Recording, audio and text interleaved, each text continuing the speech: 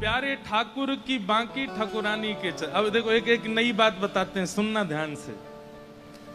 हमारे ठाकुर जी टेढ़े काय को खड़े हैं, कई इसके पीछे बातें बताई जाती हैं, पर वास्तविकता यह है कि किशोरी जी ललिता जी ठाकुर जी के किसी अंग को देखती हैं, विशाखा जी किसी अंग को देखती हैं, सब सखियों के कोई नेत्रों पे अटकी है, कोई नासिका पे अटकी है, कोई कानन पे अटकी है, कोई लटान पे अटकी है, कोई हाथन पे अटकी है, कोई चरणन में अटकी है।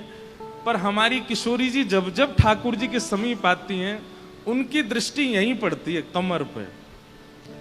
किशोरी जी ठाकुर जी की कमर ही देखती हैं। क्यों? ऐसे बिल्कुल राधा रमन जी जब उष्ण काल में, हमारे राधा वल्लभ जी राधा रमन जी जब कम कम वस्त्र पहनते हैं, उनकी कमर देखो कैसे बिल्कुल 8 बार भोजन करते हैं फिर भी पेट नहीं निकला इतना सा भी। ऐसे बिल्कुल महाराज, ऐसी कमर है ठाकुर जी की। तो ये टेढ़े कमर से टेढ़े कैसे भय? किशोरी जी जब देखो वहीं देखती है, जब जब ठाकुर जी के सामने आती हैं, सर्वांगीण अंग का दर्शन सब लोग करते हैं, किशोरी जी भी करती हैं, पर किशोरी जी के नेत्र रुक जाते हैं कमर पे। अब इसके पीछे लीलात्मक भाव तो बहुत सारे हैं, लीला के भाव तो बहुत सारे हैं, लेकिन वास्तविक भाव क्या है? पूरे ब्रह्मांड को ठाकुर जी अपनी अंटी में बांध के कमर में ही रखते हैं। तो किशोरी जी कृपा करने के लिए कमर की ओर देखते हैं। पूरे ब्रह्मांड को ठाकुर जी ऐसे अंटी में बांध के फिर कमर पे बांध लेते हैं। तो किशोरी जी वहीं देखती रहती हैं, कौन पे कृपा करनी है, कौन पे अनुग्रह करना है, कौन पे न्याय करना है, कौन पे अन्याय न कर रखो, आदि आदि जो भी भाव। हमारे ब्रज में एक रास का पद गाते हैं, रास में चल श्यामा प्यारी, बाट सब देखें ब्रज नारी। रास में चल श्यामा प्यारी, बाट सब देखें ब्रज नारी। दिल्ली वाले हमारे कछु रसिक ज्यादा हैं, हमारे यहाँ रस पक्ष जल्दी प्रकट हो जाता है। अभिमान मत कर लियो या बात को, कहीं अभिमान है जा देखो हम तो बड़े रसिक हैं। तो रास में चल श्यामा प्यारी, बाट सब देखें ब्रज नारी। रास में चल श्यामा प्यारी, बाट सब देखें ब्रज नारी। तो पूरा पद नहीं गाएंगे, वो जिस दिन रास होगा ना कथम उस दिन गाएंगे, लेकिन इसमें एक बीच में एक पंक्ति आती है। इतनी टेढ़ी मेढ़ी बात कर रहे ठाकुर जी, इतनी चिकनी चुपड़ी बात कर रहे, तो किशोरी जी बोली, सहज टेढ़ बतरान में टेढ़ो है तेरो अंग, सहज टेढ़ बतरान में टेढ़ो है तेरो अंग। बोले जैसे टेढ़े तुम्हारे पांव हैं, जैसे टेढ़ो तुम्हारा मुख है, जैसा टेढ़ो तुम्हारा मुकुट है, और जैसी टेढ़ी ये कमर है ना, वैसी टेढ़ी आपकी बातें हैं। सीधी सीधी बात ना करो, टेढ़ी मेढ़ी बात करो। सहज टेढ़ बतरान में टेढ़ो है तेरो अंग। तो ठाकुर जी बोले, हे श्यामाजू, रचनाकार अपनी ही रचना की बुराई कर रहा है। क्या कह रहे हैं ठाकुर जी? रचनाकार अपनी ही रचना की बुराई कर रहा है। किशोरी जी बोली मतलब? बोले आप नहीं तो रचना करिए हमारी टेढ़ी मेढ़ी। बोले हमने कैसे करी? बोले तेरे कुटिल कटाक्ष ने मेरो तन कर दियो त्रिभंग। हे श्यामाजू, ये जो टेढ़ी टेढ़ी आप मेरी ऊपर कटाक्ष डारो, वही थे तो मेरो अंग टेढ़ो भयो है। मतलब किशोरी जी ऐसे देखती हैं ठाकुर जी को, कमर की ओर अपलक नेत्रों से देखती हैं, सो ठाकुर जी ऐसे है जाए। बोले मुझको शर्म आ, मेरी कमर है, शर्म आ रही है। तो किशोरी जी चरणन की ओर देखें तो ठाकुर जी चरणन, बोले मेरे चरणन ने शर्म आ रही है। ठाकुर जी की मुख की ओर देखें तो ठाकुर जी होंगे, अब मेरे मुख को भी शर्म आ रही है। किशोरी जी के मुकुट ही देख लूं तो मुकुट भी टेढ़ो है। ऐसी ठाकुर जी बांके बिहारी है, संपूर्ण टेढ़े है। बड़े बड़े भाव हैं भैया हमारे ब्रज के। तेरे कुटिल कटाक्ष ने मेरो तन कर दियो त्रिभंग, बंक मुरली की बलिहारी। चलो पिया नटवर गिरधारी, पंख मुरली की बलिहारी, चलो पिया नटवर। इसलिए जिनका भी ये पत्र है, आपसे हमारी प्रार्थना है, कम से कम भैया लोग नारायण शिव में भेद मानने लग गए, लोग राम कृष्ण में भेद मानने लग गए, आप किशोरी जी और ठाकुर जी में ही भेद मानने हो, ये गलत है। उनके आपके मुख से राधा राम निकल रहा है तो ये चित्त में बैठे कृष्ण ही पुकार रहे हैं, आपके मुख से कृष्ण नाम निकल रहा है तो चित्त में बैठी किशोरी जी पुकार, आपकी सामर्थ्य कहां है बोलने की। इसलिए इन दोनों युगल में ये भेद मत रखो। किसी ने कहा, क्या संत कृपा और गुरु कृपा दोनों भगवत दर्शन के लिए जरूरी हैं? ये जरूरी शब्द हटा दीजिए, अब बोलिए, संत कृपा और गुरु कृपा भगवत दर्शन के लिए हैं। जरूरी, ये आपने प्रश्न क्यों किया कि जरूरी है? जब तक संत, कल ही हमने कथा में कहा था, चाहे जितने साधन कर लीजिए, चाहे जितने जप तप नियम कर लीजिए, लेकिन यदि गुरु प्रसन्न नहीं है, कोई वैष्णव प्रसन्न नहीं है, कोई रसिक आपके भाव से प्रसन्न नहीं है, तो ठाकुर जी मिलेंगे नहीं, भगवत दर्शन होगा नहीं। कहां तक कहें, श्री भक्तमाल जी में नाभाजी बार बार एक ही बात कहते हैं, क्या? भूल करके भी किसी भक्त का, किसी रसिक का, किसी वैष्णव का अपराध मत करना। क्यों? चाहे आप जितने पवित्र हो, चाहे आपका साधन जितना अच्छा हो, चाहे ठाकुर जी आपसे जितने रीझे हों, लेकिन किसी संत भक्त वैष्णव का यदि आपने अपराध कर दिया तो मिलके ठाकुर जी बिछुड़ जाएंगे। कितनी बार ऐसा मैं कथा में कहता हूं कि कई लोगों की भक्ति में फ्लक्चुएशन आता है। कैसा फ्लक्चुएशन आता है? आज भक्ति बढ़ी, फिर घट गई। सामने जितने भी लोग बैठे हैं उनसे हमारी प्रार्थना, बिल्कुल ना तो बोले ना चले फिर बैठे रहें। क्या बता रहा था मैं? हाँ, फ्लक्चुएशन। ये जो उतार चढ़ाव जीवन में आते हैं ना, कई बार भक्ति में बड़ी गिरावट आने लग जाती है। जिन महापुरुष को आप रोज सुनते हैं, कई बार सुनते सुनते उन्हीं में ही दोष दिखने लग जाता है। जिन ठाकुर जी का आप नित्य दर्शन करते हैं, कभी कभी दर्शन करते करते करते करते करते करते उनमें भी दोष का भाव आने लगता है।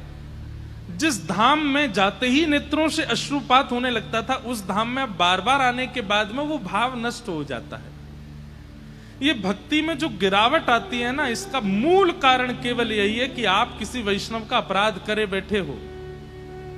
और एक बात हमारी बहुत ध्यान से सुनिएगा, इस संसार में कोई भी ऐसा नहीं है, चाहे वो मैं हूं चाहे आप हैं, हमसे बनता ही है एक वैष्णव अपराध, तो हम लोग रोज करते ही हैं, हमसे होता है। और ठाकुर जी की दूरी का एकमात्र कारण है वैष्णव अपराध। ठाकुर जी की सेवा में चूक हो जाए, श्रृंगार में चूक हो जाए, प्रसादी में चूक हो जाए, चलेगा, लेकिन किसी भक्त का अपराध मत करो। जो परमात्मा इतने कोमल हैं कि लक्ष्मी जब चरण दबाती है तो ठाकुर जी कहते हैं, मुकु दर्द है रो, ने हाथ ऊपर कर लो। जिन किशोरी जी के हाथ कमल से भी ज्यादा कोमल हैं, कमल सबसे कोमल होता है, उससे भी ज्यादा कोमल हैं श्री लक्ष्मी जी के हाथ, और वे जब ठाकुर जी के चरण दबाती हैं तो ठाकुर जी कहते हैं, दर्द हो रहा है, थोड़ा धीमे दबाओ। लक्ष्मी जी कहती है, मेरे हाथ जिनके आगे कमलों को भी शर्म आ जाती है, कमल भी मुरझा जाते हैं कि भाई लक्ष्मी जी के हाथ तो हमसे भी ज्यादा कोमल हैं, वो जब ठाकुर जी के चरणों पर रखे जाते हैं तो ठाकुर जी कहते हैं, दर्द हो रहा है, धीरे दबाओ। तो ठाकुर जी ऐसा कहते हैं, वर्णन करते हैं कि किशोरी जी मतलब लक्ष्मी जी अपनी छाया से हाथ चरण दबाती हैं ठाकुर जी की, तब ठाकुर जी कहते हैं, हाँ अब ठीक है।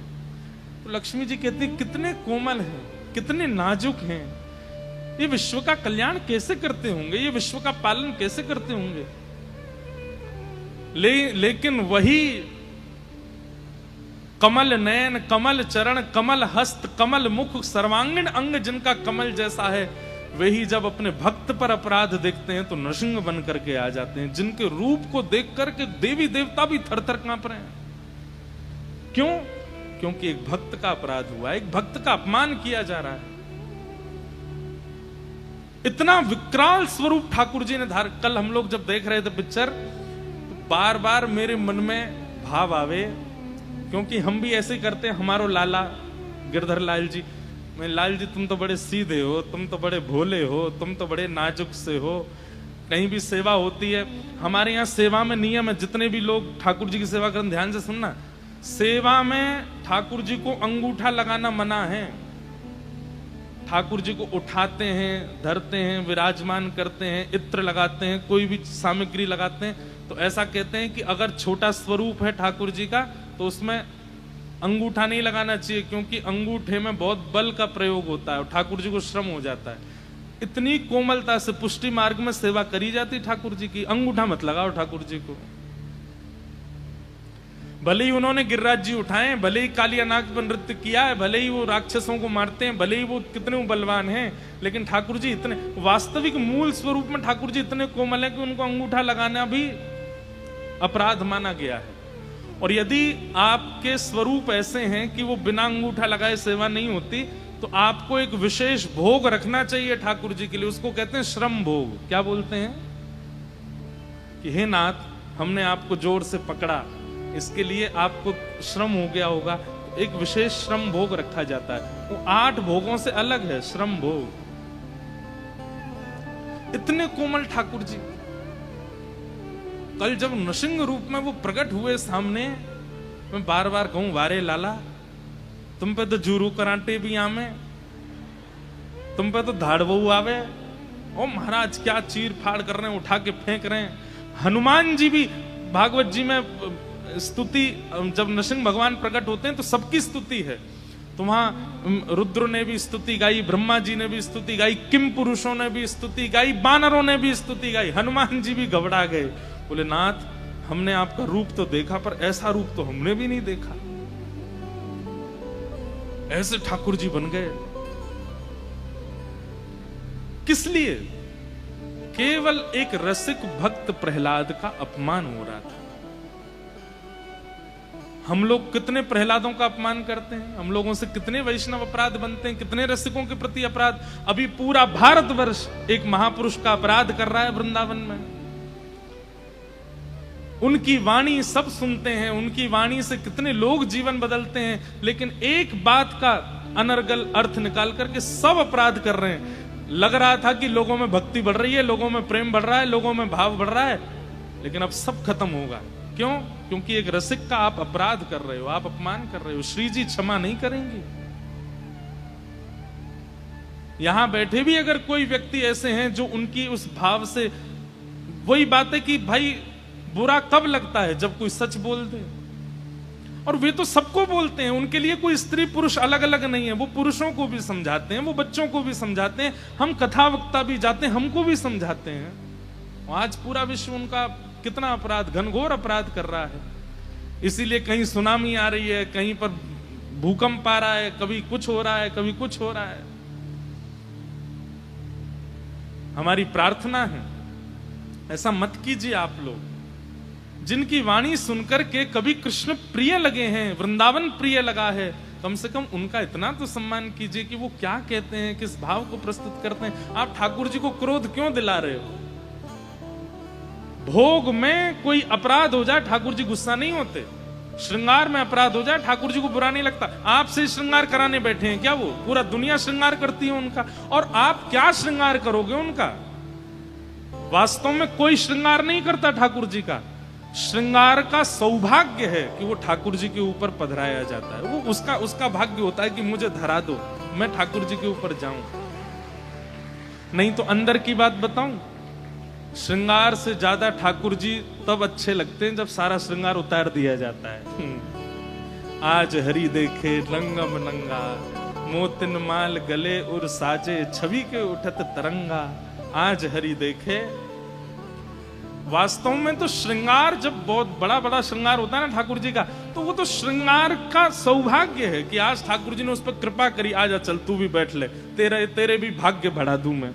जैसे कई लोग ज्यादा पॉपुलर होने के लिए प्रधानमंत्री के संग फोटो खिंचवा लेंगे, मुख्यमंत्री के संग फोटो खिंचवा लेते हैं। अब लोग बाग यूं कहें, देखो प्रधानमंत्री का सौभाग्य इन्होंने मेरे संग फोटो खिंचाए।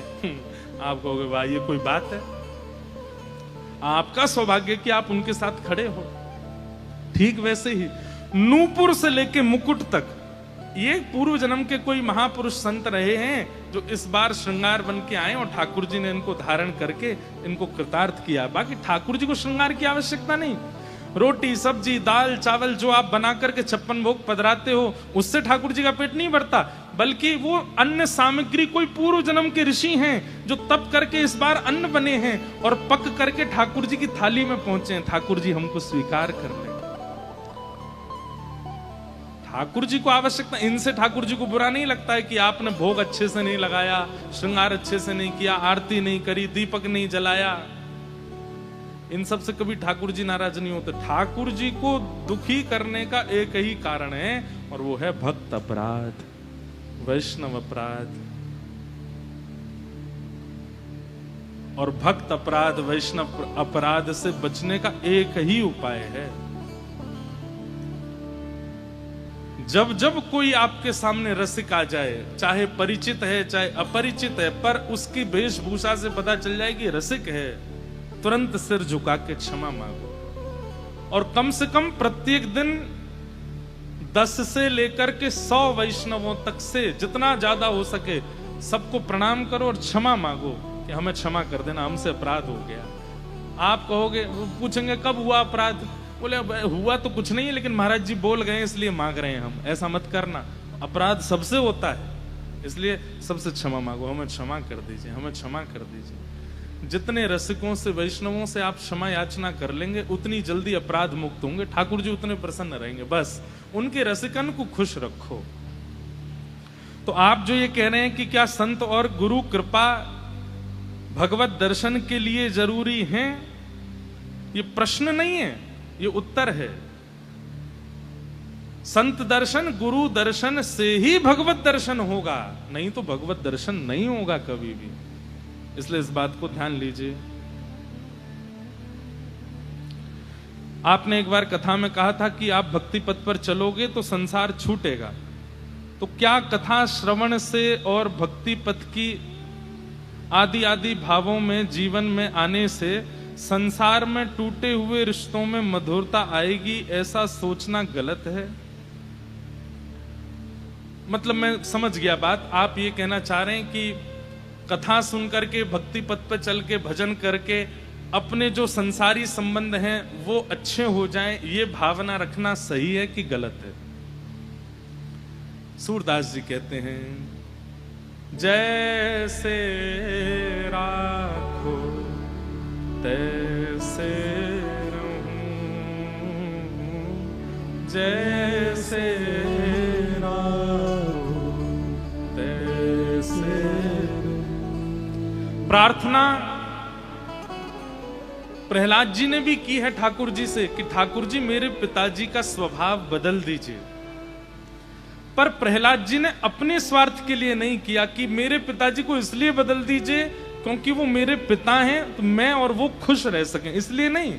उनका स्वभाव इसलिए मधुर कर दीजिए ताकि मैं अकेला भजन ना करूं, पिताजी भी मेरे साथ भजन करें।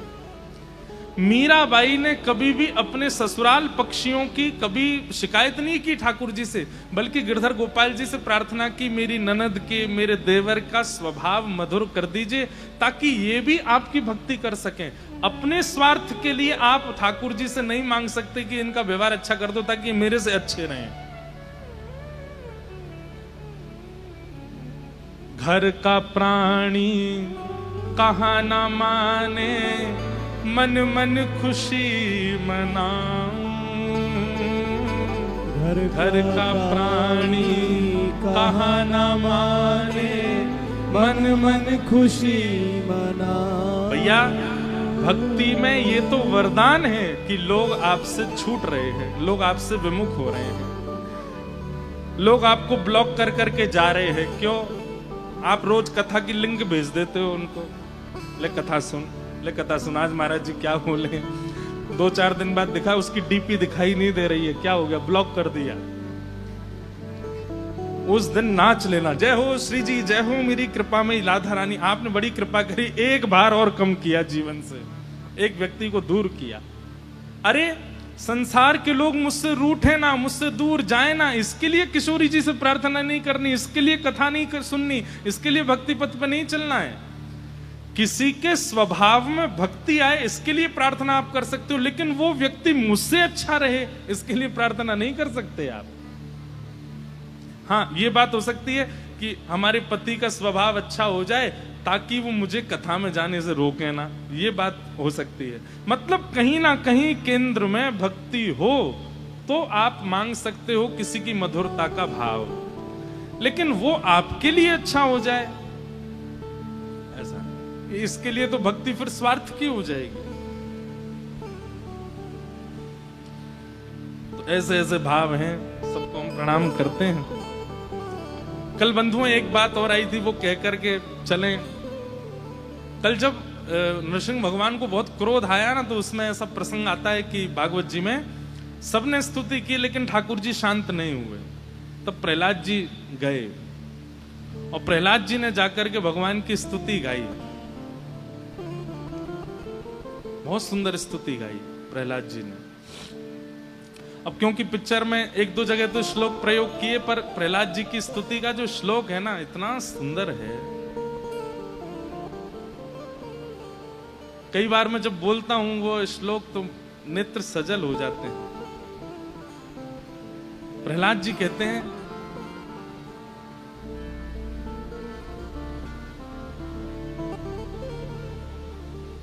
ब्रह्मादयो सुरगुण मुनयोथ सिद्धा सत्वैकतान मतयो वचसाम प्रवाहे नाराधितुम पुरगुणैरधुनापि पिप्रू किम तोष्टुमर्हति समी हरेरुग्र जाते। कि ब्रह्मादय सुरगुणा मुनयोथ सिद्धा सत्वैकतान मतयो वचसाम प्रवाहे नाराधितुम पुरगुणैरधुनोऽपि पिप्रू किम तुष्टुमर्हति समे हरिरुग्र जाते। इतना बोला है प्रहलाद जी ने, इतने में तो नृसिंह भगवान लुट गए प्रहलाद जी को। वो प्रहलाद जी क्या कहते हैं, वो जब प्रहलाद चरित्र आएगा तब मैं उसका विस्तार ज्यादा करूंगा। लेकिन कल मेरे मन में एक बात आ रही थी वहां बैठे बैठे, और मैंने वहां जब पिक्चर पूरी हुई तो मैंने बोला भी वो बात। मैंने कहा कि भैया आज मन में आ रहा था कि सब डर डर के भाग गए, कोई भी नृसिंह भगवान का क्रोध शांत नहीं कर पाया। तब प्रहलाद जी ने आकर के स्तुति गाई और नृसिंह भगवान का क्रोध शांत हुआ। हम ठाकुर जी से प्रार्थना करेंगे कि हे ठाकुर जी, अगले कल्प में जब भी नृसिंह अवतार हो तो हमको प्रहलाद जी का मित्र बना देना। कोई ब्रजवासी मित्र बन के चलो जाएगा प्रहलाद जी को, और जैसे ही ठाकुर जी को क्रोध आएगा सब लोग स्तुति गाएंगे, डर डर के भागेंगे। तो फिर प्रहलाद जी जब स्तुति गाने जाएंगे तो हम कहेंगे प्रहलाद जी नहीं, रुको, स्तुति गावे की जरूरत ना है, हम एक शब्द बोलेंगे, इनको क्रोध अभी शांत होगा। और जब नृसिंह भगवान क्रोध में घुर्रा रहे होंगे, अपने नाखूनों को ऐसे कर रहे होंगे, तब हम जोर से बोलेंगे बोल वृषभानु के जमाई की। ये सुनते ही नृसिंह भगवान को सबरो क्रोध निकल जाएगा। कौन नृसिंह? नृसिंह भगवान तुरंत, जो नृसिंह बने बैठे रहते हैं वो तुरंत अपना रूप वूप बदल के तुरंत श्याम सुंदर बन जाएंगे। अरे श्यामाजू आई है क्या यहाँ पे? किशोरी जी भी आई हैं क्या? हमने की प्रहलाद जी आपने इतनी बड़ी स्तुति गाई। प्रहलाद जी की स्तुति सुंदर बहुत है। प्रहलाद जी की बातों में एक बात तो है कि भक्त को एक चीज सीखनी चाहिए, ऐसी वाणी ठाकुर जी के सामने गावे या बोले कि ठाकुर जी लुट जाएं उस पे। ये प्रहलाद जी से सीखो। प्रहलाद जी ऐसे शब्दों का प्रयोग करते हैं स्तुति में कि ठाकुर जी बोले कि मैं तो पे क्या वार दूं प्रहलाद, तू बता मुझे। लेकिन कल बैठे बैठे मन में, मेरे वहीं बैठे बैठे मन में आया कि हे प्रहलाद जी, चिंता नहीं करो, अगली बार मैं भी रहूंगा आपके संग। और अगली बार जैसे इनको क्रोध आएगा, आप स्तुति गाने जो, मैं कहूंगा रुको ने, और कान में बता दूंगा, जोड़ते मेरे संग यही बोल दो, एक शब्द में नरसिंह भगवान शांत हो जाएंगे, तुरंत बिल्कुल अपने कृष्ण रूप में आ जाएंगे। एक बहुत सुंदर पद है, हमारे ठाकुर जी गाते हैं। कौन गाते हैं? मीराबाई के पद सुने हैं आपने, सूरदास जी के पद सुने, अब ठाकुर जी को पद सुनो। ठाकुर जी क्या गाते हैं? बहुत सुंदर भाव है।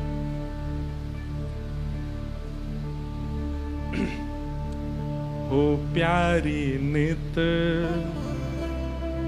आवाज आ रही है हमारी? गाइएगा साथ में। प्यारी नित ऐसे ही तुम्हें निहार, प्यारी नित ऐसे निहार, प्यारी नित ऐसे ही तुम्हें निहार, प्यारी नित ऐसे ही तुम्हें निहार, ऐसे ही तुम्हें निहारूं, ऐसे ही तुम्हें निहारूं, ओ ऐसे ही तुम्हें निहारूं, ऐसे ही तुम्हें निहारूं, प्यारी नित ऐसे ही तुम्हें निहारूं, प्यारी नित ऐसे ही तुम्हें निहारूं, प्यारी नित ऐसे ही तुम्हें निहारूं, प्यारी नित ऐसे ही तुम्हें निहारूं। क्या कह रहे हैं ठाकुर जी? हे श्यामाजू, मैं ऐसे ही आपको निहारता रहूं बस, और मुझे कुछ नहीं चाहिए।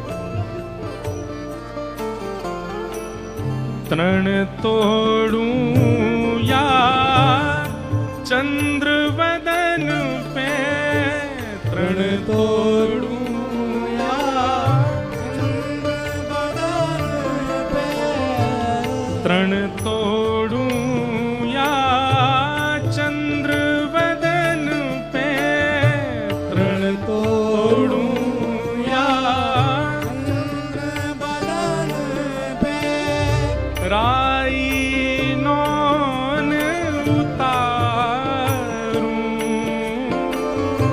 राई नौन उतारूं। आप लोग समझ रहे हैं भाव को? तृण तोड़ूं यानी कि कोई की नजर नहीं लगे, तो हे श्यामाजू, आपके मुख को देखूं, तृण तोड़ दूं। और इतने में भी ठाकुर जी का मन भरता नहीं है, नहीं अब भी नजर लग ही जाएगी इनको। तो राई नौन लेकर के आते हैं, किशोरी जी के मुख से चरण तक ठाकुर जी ऐसे राई नौन उतारते, नजर उतारते हैं किशोरी जी के। गाओ सब लोग, क्या कह रहे हैं हमारे श्याम सुंदर? तृण तोड़ूं या चंद्र बदन पे, तृण तोड़ूं या चंद्र बदन पे, राई नौन उतारूं, राई नौन उतारूं, ओ प्यारी नित ऐसे तुम्हें निहारूं,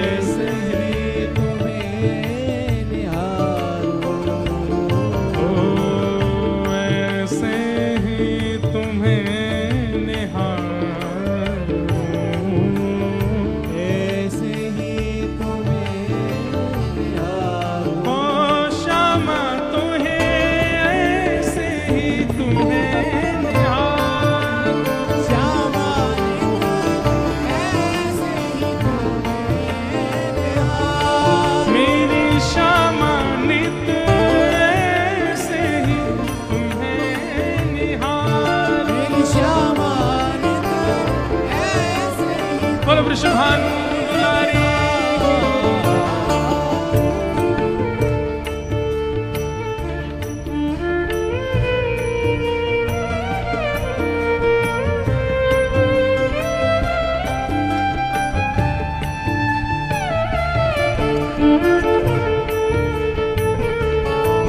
करताल बजा के गाओ।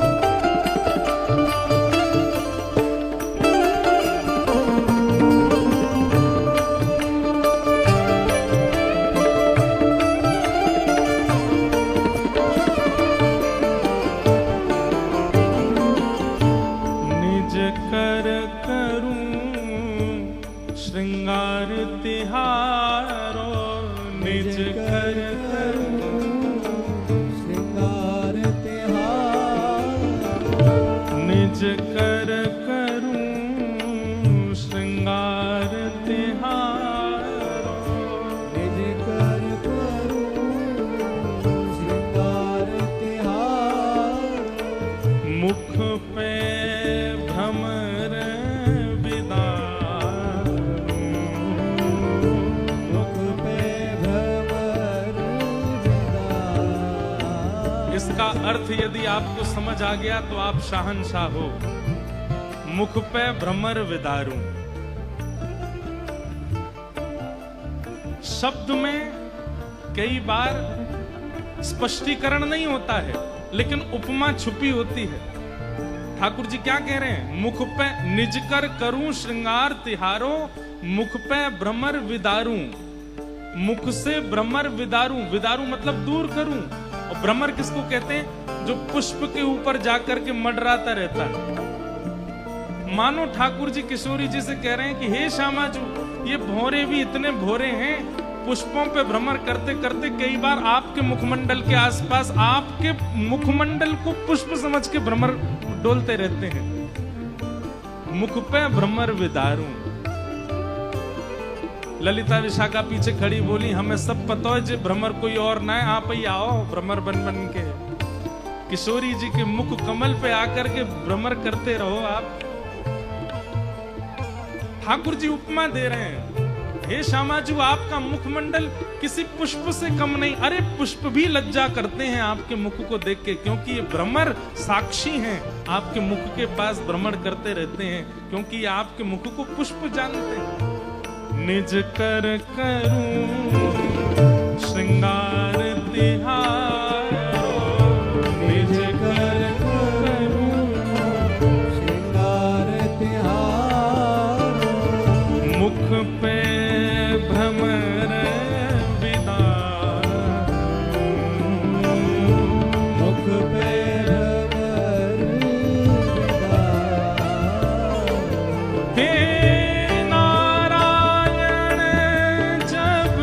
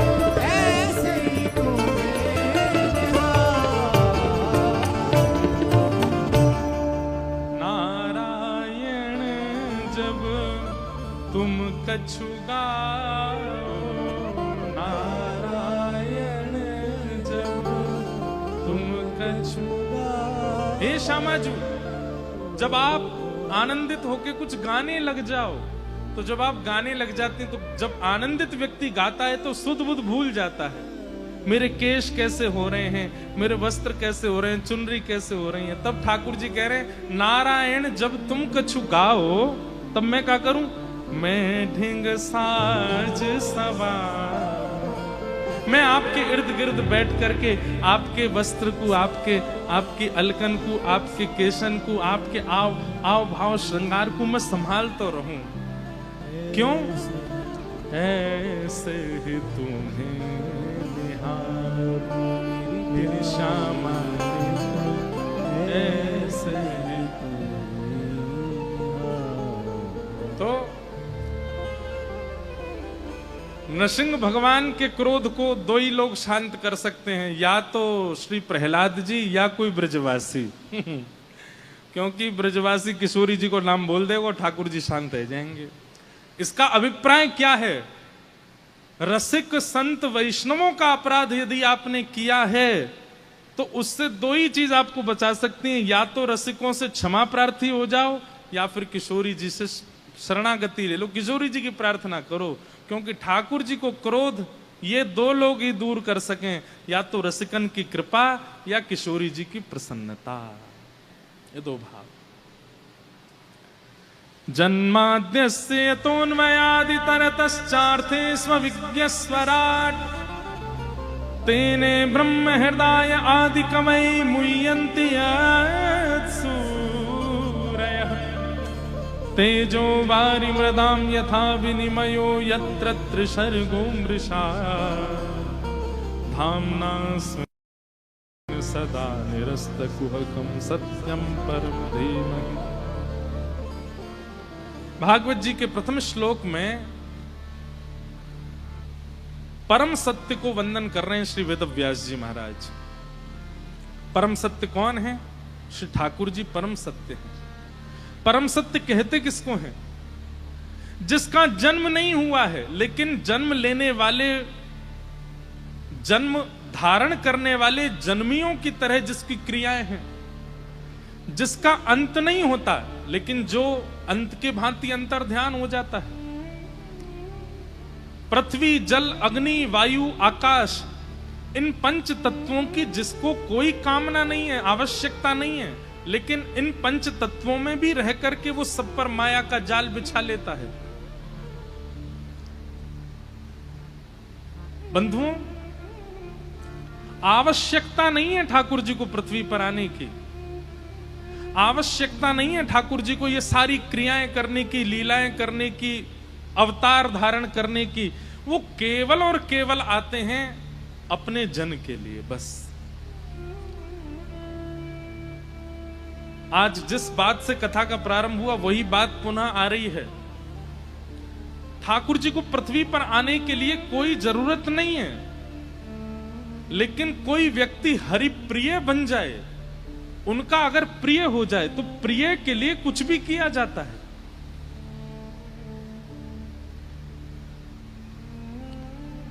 आधी रात कितने लोग बुला लें, आप सबके लिए थोड़ी जाओगे, लेकिन कोई अत्यंत प्रिय बुला ले तो व्यक्ति को सबसे प्यारी होती है नींद। मेहनती व्यक्ति को, आलसी को नहीं होती। मेहनत करने वाले को, जो पूरे दिन बेचारा श्रम करता है, उसको नींद बहुत प्यारी होती है। उसको लगता है मैं सो लूं थोड़ा, कल भी मुझे परिश्रम करना है। तो 1 घंटा, 2 घंटा, 3 घंटा, लाली बैठ जा, ले लूंगो तो चित्र ले लूंगो, बैठ जा।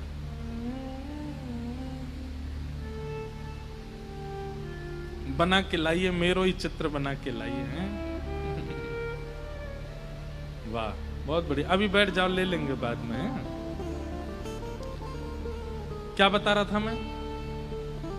ठाकुर जी को सोच के कथा करते हैं ना, तो फिर अपना ही मुख दिख गया, भूल भाल गया सब।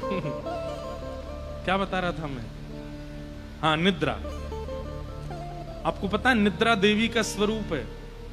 या देवी सर्वभूतेषु निद्रा रूपेण संस्थिता, नमस्तस्यै नमस्तस्यै नमस्तस्यै नमो नमः। एक जगह एक महापुरुष कह रहे थे कि 2 प्रकार के लोगों को भगवत प्राप्ति नहीं होती। भगवत दर्शन नहीं होता। कौन? बहुत खाने वाले और बहुत कम खाने वाले। एक तो होता है बहुत ही खाते हैं, जो धर दो सामने वो उनको चखना ही है, और एक होते हैं वो कुछ भी नहीं खाते, जबरदस्ती सब छोड़ छाड़ के बैठते। अच्छा एक बात बोले, कुछ भी ना खाने वाला व्यक्ति या तो योगी हो सकता है, तपस्वी हो सकता, पर योगी तपस्वी भी कुछ तो ग्रहण करते हैं, अल्प आहार तो वो भी लेते हैं। पर कई बड़े बड़े व्यसनी हमने देखे हैं कि भयंकर व्यसन जिनको होता है वो कुछ नहीं खाते, वो व्यसन में ही रहते हैं। बहुत खाने वाला और बहुत कम खाने वाला, इन लोगों को ठाकुर जी नहीं मिलते। और दूसरा, बहुत सोने वाला और बिल्कुल ना सोने वाला, इनको भी ठाकुर जी नहीं मिलते। इसलिए दोनों में मध्यस्थता रखो, भोजन भी पाओ अल्प लो, निद्रा भी अल्प लो, थोड़ी मध्यस्थता रखो। बहुत कम नहीं होना चाहिए और बहुत ज्यादा भी नहीं होना चाहिए, उसमें मध्यस्थता रखो, जितने में पूर्ति हो जाए उतना करो बस। तो निद्रा बहुत प्रिय होती है, लेकिन ऐसी निद्रा में भी कोई अत्यंत प्रिय बुला ले तो सब छोड़ छाड़ के जाते हैं ना। ठीक वैसे ही ठाकुर जी को धराधाम पर आने के लिए कोई आवश्यकता नहीं है। कितनी बार ठाकुर जी कहते हैं, भगवान स्वयं राम कहते हैं कि मैं जितनी देर में लक्ष्मण पलक झपकता है ना, इतनी देर में असंख्य रावणों का वध कर सकता हूं बैठे बैठे। लेकिन ये पूरी लीला करने का अभिप्राय क्या है? बोले रावण का वध तो मैं बैठे बैठे कर सकता हूं, पर सबरी की इच्छा बैठे बैठे पूरी नहीं होगी।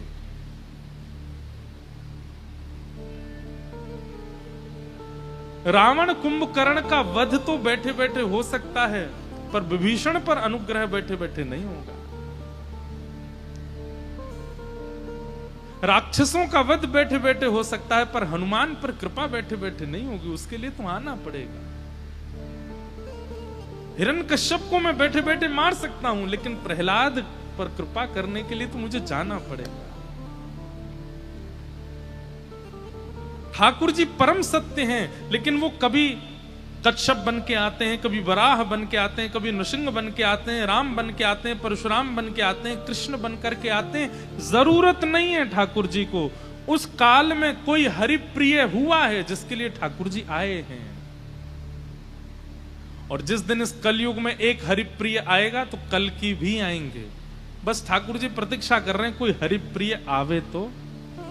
अभी तक ठाकुर जी नहीं आए हैं, इसका मतलब हरिप्रिय कोई आया नहीं है इस धरती पर। ठाकुर जी को प्रिय लगने वाला किसी ने ठाकुर जी को पुकारा नहीं है।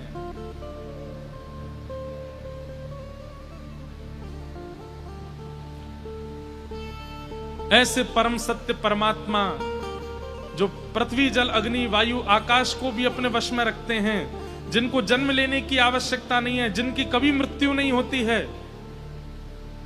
वो परम सत्य हैं। लेकिन एक किसी परम वैष्णव की इच्छा की पूर्ति के लिए अवतार धारण करके आते हैं, अनुग्रह करते हैं, कृपा करते हैं। ऐसे परम सत्य परमात्मा को हम प्रणाम करते हैं। सत्यम परम धीमहि। सत्य ठाकुर जी को संबोधित किया जाता है, उस समय हमको ये बात मन से समझनी है कि इनको कोई आवश्यकता नहीं है, पर सारी आवश्यकताएं प्रकट करते हैं केवल हमारे सुख के लिए। आप लोग अपने घर की सेवा में ठाकुर जी का बिस्तर इसलिए मत बनवाया करो कि ठाकुर जी उस पर सोएंगे तो उनको आराम मिलेगा। हाँ, ये सूक्ष्म भावना तो होनी ही चाहिए, पर ठाकुर जी उस पर पौड़ते अपने सुख के लिए नहीं है। आपको ठाकुर जी को सुलाने में आपको सुख मिलेगा, इसलिए ठाकुर जी सोते हैं, उनको आवश्यकता नहीं।